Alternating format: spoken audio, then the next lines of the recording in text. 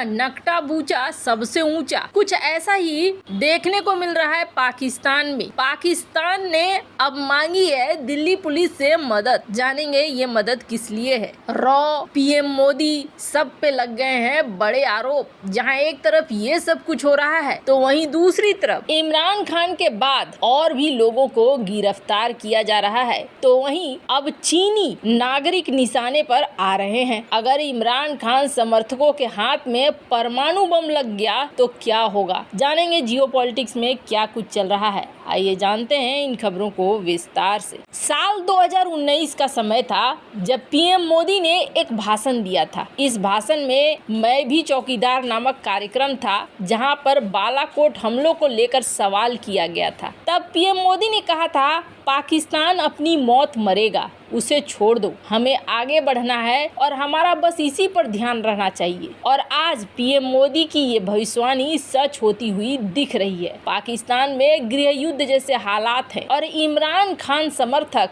देश को जला रहे हैं। पेशावर से लेकर इस्लामाबाद तक पाकिस्तानी सेना को उतारना पड़ गया है। इमरान खान बनाम असीम मुनीर की जंग शुरू हो गई है। इसमें सैकड़ों लोग मारे गए हैं। और वहीं दूसरी तरफ भारत है जिसकी अर्थव्यवस्था दुनिया में आगे बढ़ रही है, तो पाकिस्तान खुद अपनी मौत मर रहा है। इमरान खान समर्थक और जनता पाकिस्तानी सेना के ठिकानों को जला रही है, कोर कमांडरों के घरों को लूट रही है। यही नहीं, पेशावर जैसे अफगानिस्तान के करीबी शहर में तो भारी हिंसा हो गई है। 1600 से ज्यादा लोगों को अरेस्ट कर लिया गया है और इन सब से भी मन नहीं भरा है, तो जिन्ना के घर को भी जलाया गया है, सड़कों पर खून बहाए जा रहे हैं। फवाद चौधरी के बाद शाह महमूद कुरैशी, फैजला वाड़ा, कई बड़े पीटीआई के नेता जेल पहुंच चुके हैं। वैसे आपको बता दें, कहा तो ये जाता है कि प्लान ये था कि इमरान खान को पूरी तरीके से ऊपर जाने का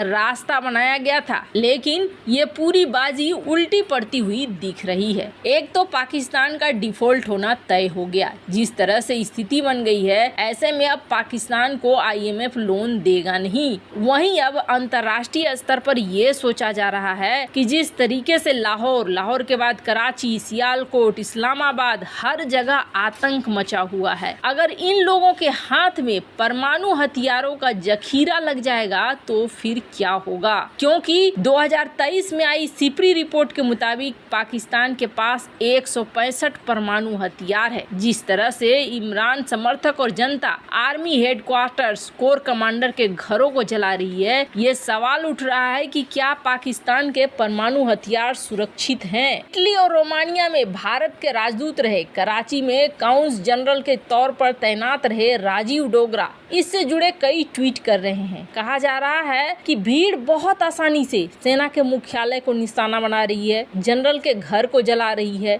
यहाँ तक कि स्थिति और गंभीर होगी। ऐसे में क्या ये कल्पना नहीं किया जा सकता है कि पाकिस्तान में परमाणु बम किसी के हाथ लग जाए। परमाणु सामग्री की चोरी, नुकसान या फिर और भी कुछ हो सकता है। वैसे कहा जा रहा है करीब 70,000 लोग पाकिस्तान के परमाणु ठिकानों की सुरक्षा में लगे हैं, जिनमें 7 से 8,000 वैज्ञानिक हैं। इनमें से 2,000 वैज्ञानिक ऐसे हैं जिनके पास संवेदनशील जानकारियां रहती है। खैर, कहते हैं कि कई आतंकी संगठन है जिसकी नजर इस वक्त पाकिस्तान के अंदर है। पाकिस्तान के इन बमों को लेने के चक्कर में है ये। और इन सब के बीच चाइना के ऊपर भी हमले की एक बड़ी कोशिश हो रही थी। कहा जा रहा है कि सुरक्षा बलों ने कराची में एक शख्स को मार गिराया। वो आत्मघाती हमलावर था और इस बार कई चीनियों को 72 हुरों के पास भेजने का प्लान बना चुका था। खुफिया जानकारी मिल गई जिसकी वजह से ये बच गए, वरना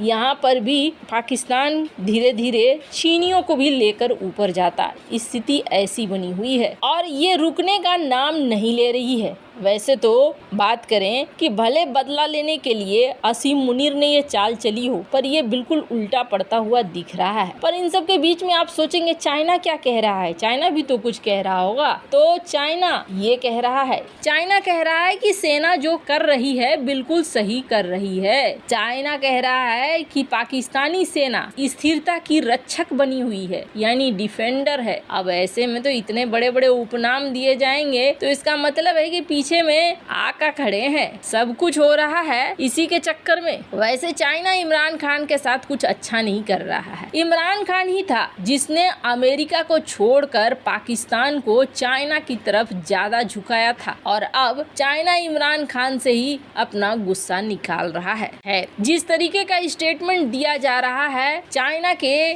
द्वारा, उसे देखकर ये बात तो समझ में आ गई है कि इस पूरे खेल में पीछे में कहीं न कहीं चाइना का एक बड़ा वाला समर्थन है। इस देश में सब कुछ हो रहा है इनके अपने वजह से। जिन्ना ने ये कहा था कि हम हिंदुओं के साथ नहीं रह सकते हैं, इसलिए हम एक अलग देश बनाएंगे, और वो देश आज 75 साल हो गए। इस 75 साल में जलने के कगार पर पहुंच गया है, 6 हिस्सों में टूटने के कगार पर पहुंच गया है। पर हाँ, यहाँ आर्मी कहीं भारत के ऊपर हमला न कर दे ताकि अपने जनता का ध्यान भटका सके, ये भी एक चीज आ रही है। हालांकि अगर ऐसा करते हैं तो ये इनकी सबसे बड़ी मूर्खता होगी, क्योंकि अब की ये बहुत सारी चीजें गवा देंगे। पर इन सब के बीच में एक अजीब वाकया हुआ। पाकिस्तान की एक एक्ट्रेस है, ये जो मैडम देख रहे हैं सेहार सिनवारी, इन्होंने कुछ ऐसी हरकत की है जिसे सुनकर हंसी भी आएगी और लगेगा कि इनका दिमाग आखिर है कहाँ पर। इन्होंने कहा है कि मैं पीएम मोदी पर